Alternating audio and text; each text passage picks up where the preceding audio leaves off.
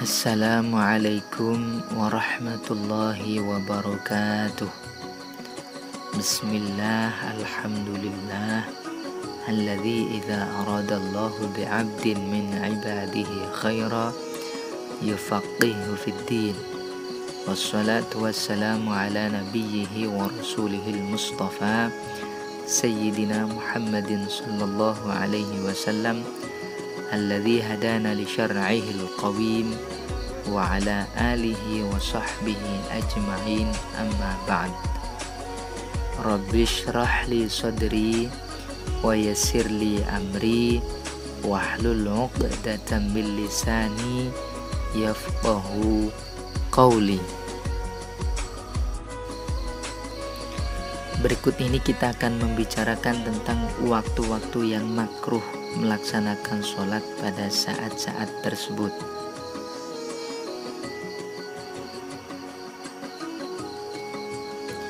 Faslun. Wa khamsatu awqatin la yusalla fiha illa sholatun laha sababun.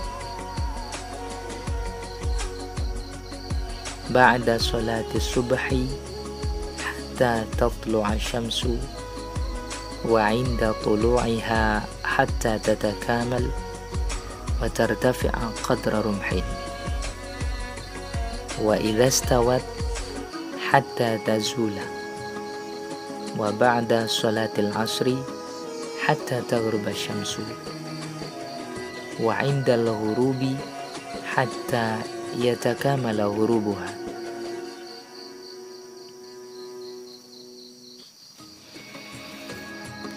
Ada 5 waktu yang tidak diperbolehkan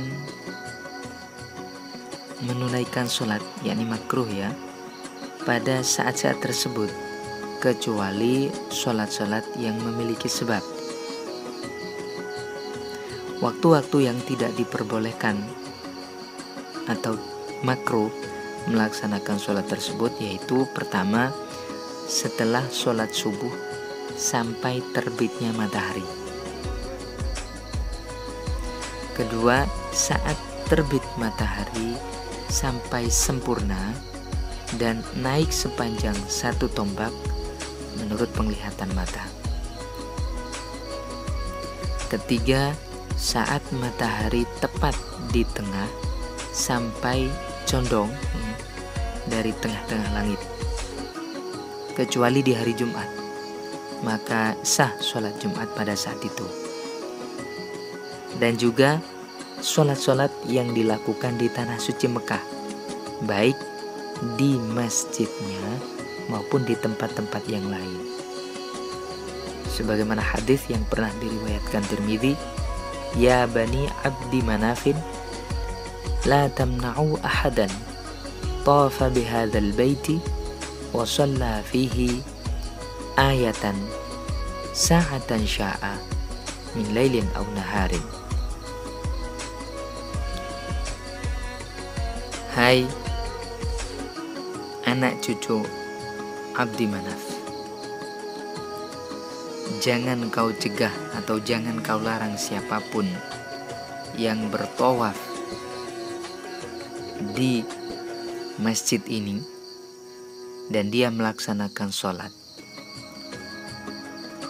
pada saat kapanpun mereka mau, siang maupun malam. Itu hadis Rasulullah Shallallahu Alaihi Wasallam yang diriwayatkan oleh Tirmidzi. Keempat, setelah sholat asar sampai terbenamnya matahari. Dan kelima, saat matahari terbenam sampai benar-benar sempurna keterbenamannya itu. Adapun sholat-sholat yang memang mempunyai sebab, seperti sholat gerhana ya, maka hukumnya boleh melaksanakan sholat gerhana tersebut sekalipun di waktu-waktu yang telah kami sebutkan di atas. Seperti apabila gerhana itu terjadi pada saat yang sama dengan waktu-waktu yang kami sebutkan tadi.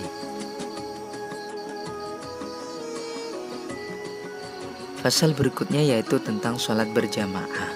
Faslun, wa sholatul jama'ati sunnatun mu'akkadatun wa 'alal ma'mumi ayyan yal i'timama dunal imam. Sholat berjamaah bagi kaum laki-laki di dalam sholat-sholat fardu selain Jumat itu hukumnya sunnah mu'akkad atau sangat ditekankan. Hal ini menurut Syekh Abu Syuja dan Imam Rafi'i. Akan tetapi menurut Imam Nawawi hukumnya fardu kifayah. Adapun hukum berjamaah di dalam sholat Jumat itu jelas itu adalah fardu ain. Nah, makmum dalam hal ini harus berniat jadi makmum. Sedang imam tidak wajib. Kalau imam tidak wajib, jadi dia tidak wajib niat menjadi imam. Akan tetapi hukumnya sunnah, kecuali di dalam sholat Jumat. Jadi niat dia menjadi imam jelas itu adalah wajib. Wa yajuzu ayyatammal hurru bil 'abdi wal balighu bil murahiqi wa la tasihhu qudwatu rajulin bimra'atin wa la qari'in bi ummiyin.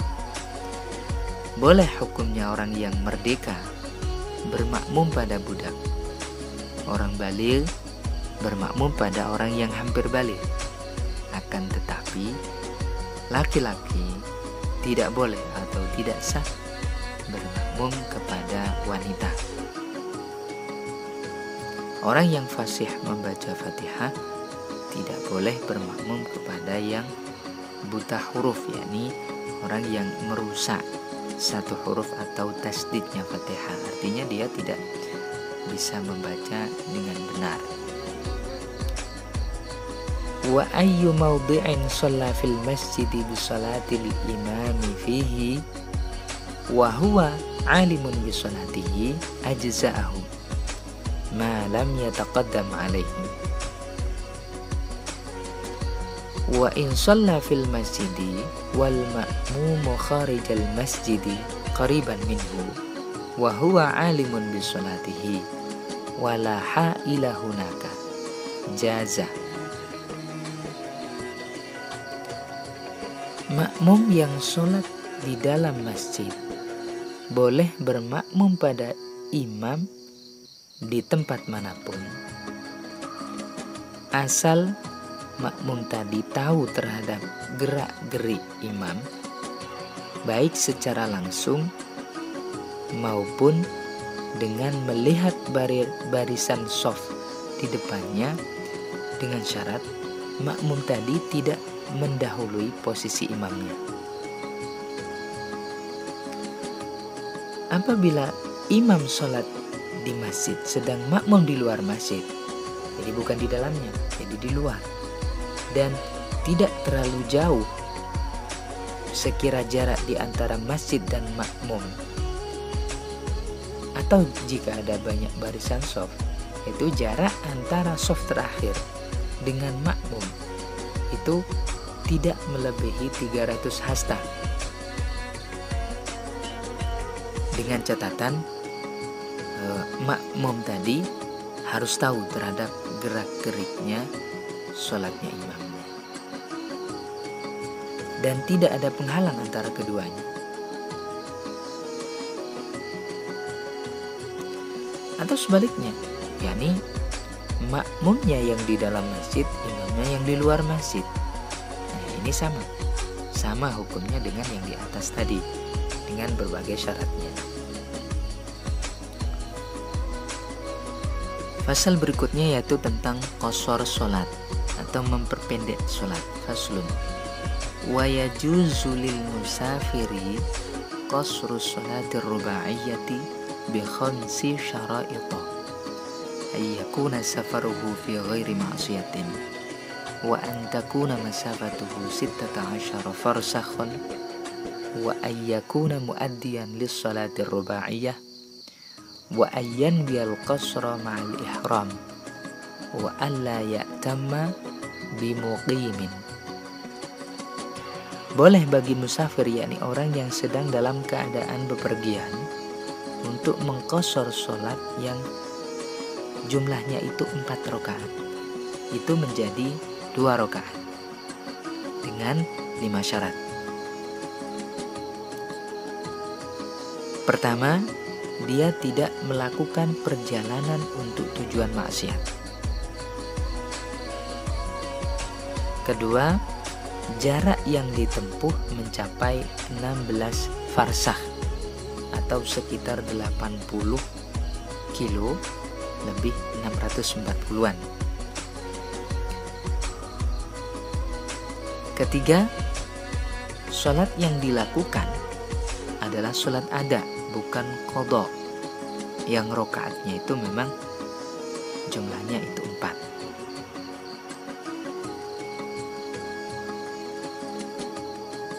Jadi maghrib dengan subuh tidak dapat diqashar. Maghrib, subuh itu tidak boleh.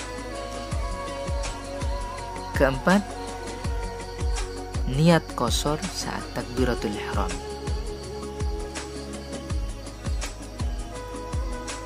Kelima, tidak bermakmum pada orang muqim atau bahkan orang musafir yang menyempurnakan sholatnya. Itu tidak boleh. Jadi kalau mau berjamaah ya sama orang yang sama-sama mengqashar sholatnya. Demikian. Kemudian kita akan menjelaskan tentang jamak, ya, jamak takdim ataupun jamak ta'khir. Wa yajuzu lil musafiri ay yajma'a baina adh-dhuhri wal 'ashri fi waqti ayyihima sya'a wa baina al-maghribi wal 'isya'i fi waqti ayyihima sya'a. Jadi diperbolehkan bagi seorang musafir pada saat bepergian yang jauh dan mubah atau boleh, ya, dia itu diperbolehkan menjamak atau mengumpulkan 2 sholat antara sholat zuhur dan asar ataupun maghrib dan isya dengan jamak takdim maupun jamak takhir. Nah, adapun syarat-syarat jamak takdim itu ada 3. Pertama, dimulai dengan sholat yang pertama, yakni zuhur dan maghrib, sebelum sholat yang kedua, yakni asar dan isya. Kedua, niat jamak pada saat sholat yang pertama, baik pada saat takbiratul ihram maupun bersamaan dengan salam yang pertama. Jadi boleh niat jamak takdim dilakukan di tengah-tengah sholat yang pertama menurut pendapat yang azhar. Ketiga, antara sholat yang pertama dan yang kedua harus bersambung, sekira tidak dianggap lama waktu yang memisah antara kedua sholat tersebut. Jadi apabila senggang waktu yang memisah di antara keduanya itu lama, sekalipun ada uzur seperti ketiduran, maka wajib mengakhirkan atau menunda sholat yang kedua sampai pada waktunya sholat yang kedua tersebut. Berikut redaksi dalam kitab Fathul Qorib. Wa syurutu jam'i taqdimi thalathatun. Al-awwalu ay yabda'a bil-dhuhri qabla al-'ashri wa bil-maghribi qabla al-'isya'i. Falau ukisa ka'an bada'a bil-'ashri qabla dhuhri mathalan lam yasihha wa yu'iduha ba'daha in arada al-jam'a. Wa thani niyatul jam'i awwal as-salatil ula bi an taqtarina niyatul jam'i bitaharrumiha fala yakfi taqdimuha ala taharrum wala ta'khiruha 'anis salam min al-ula wa tajuzu fi atna'iha 'ala al-adhhar. Wa thalithu al-muwalatu baina al-ula wa thaniyah bi an la yatula al-faslu bainahuma fa in tala 'urfan walau bi'udhrin kanaumin wajaba ta'khirus salati tsaniyati ila waqtiha wala yadurru fil mualati bainahuma faslun yasirun urfan. Adapun di dalam jamak takhir, wajibnya niat jamak itu dilakukan pada waktu yang pertama dan boleh mengakhirkannya sampai tersisa waktu seandainya dimulai sholat. Jadi seandainya sholatnya itu dilakukan, maka sholatnya tadi dianggap sebagai sholat ada, bukan sholat qadha.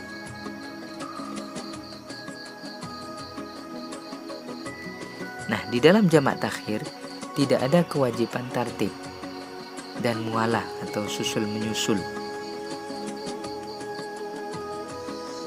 Itu tidak wajib. Dan bahkan niat jamak pun menurut pendapat yang sahih itu juga tidak wajib. Berikut redaksinya.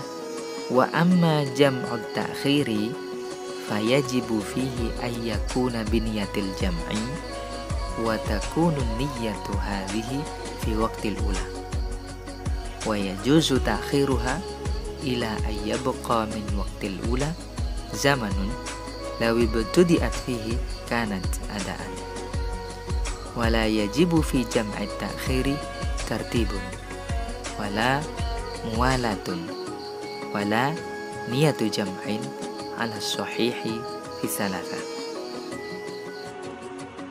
Selanjutnya Syekh Abu Syuja akan menjelaskan tentang orang yang tidak dalam bepergian namun situasinya hujan. Boleh enggak menjamak salatnya? Wa yajuzu lil hadiri fil matari ay yajma'a bainahuma fi waqtil ula minhuma. Jadi bagi orang yang berjamaah di masjid atau di tempat-tempat lain seperti musalla yang cukup jauh dari rumahnya, jadi asal bukan rumahnya ya, dan dia tidak dalam keadaan bepergian, ketika situasinya hujan, dia itu boleh menjamak sholat dengan jamak takdim dengan syarat ya, hujannya tadi agak lebat, sekira hujan itu dapat membasahi pakaian dan bawah alas kakinya dengan segala ketentuan-ketentuan yang ada dalam jamak takdim. Dan disyaratkan pula hujan itu terjadi selama pelaksanaan sholat yang pertama. Nah, kira-kira begitulah pembahasan kita kali ini. Semoga dapat memberikan manfaat. Wallahu a'lam bishawab. Akhiran, wabillahi taufiq wal hidayah. Wassalamualaikum warahmatullahi wabarakatuh.